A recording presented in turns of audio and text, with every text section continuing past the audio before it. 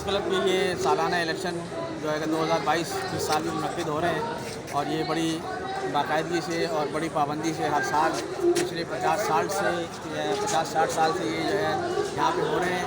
और इस साल भी यहाँ पे ये जो है कि जमहूरी रवायत को हमने जगह बरकरार रखते हुए हालात चाहे पाकिस्तान में कुछ भी हो यहाँ पे इलेक्शन होते हैं।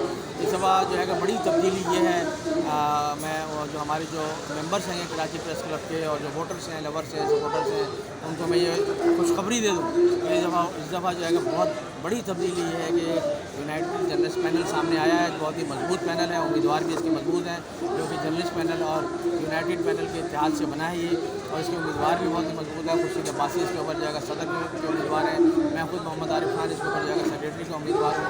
और भी हमारे इसमें पैनल में 2 ख़वातीन को हमने रखा है, एक नायब सदर भी है सुमेरा जज्जा जिनका डांस से ताल्लुक़ है, और एक जो है मेंबर गवर्निंग बॉडी है जो रुबीना यास्मीन, वो एक न्यूज़ एजेंसी में काम करती हैं। तो इस मरतबा हमने जो है पैनल बहुत अच्छा जो है उतारा है मतलब के मैदान में, और हम उम्मीद करते हैं अपने वोटर से, सपोर्टर से, लवर से कि उनकी भरपूर 101% इंशाअल्लाह ताला जो हिमायत जो है। सर 25 तारीख को इलेक्शन है आपके प्रेस क्लब, हमारे प्रेस क्लब के, तो उस हिसाब से आप समझते हैं कि वोटर का टर्नआउट कितना होगा? जी, आपका बड़ा अच्छा सवाल है। जब देखिए वोटर का टर्नआउट आप इस बात से ये अंदाज़ा लगा लें कि इस मरतबा ज़्यादा होगा, इसलिए कि पिछले साल 1172 वोटर थे, वैलिड वोटर की लिस्ट थी 1172 की, और इस दफ़ा है 1532, तो तकरीबन 250-300 वोटर का इजाफा तो यहाँ हुआ है जो है वोटर लिस्ट में। तो जाहिर है कि इस मरतबा इंशाअल्लाह ताला जो है टर्नआउट भी बढ़ेगा, और उसकी वजह जो है यूनाइटेड जर्नलिस्ट पैनल ही है।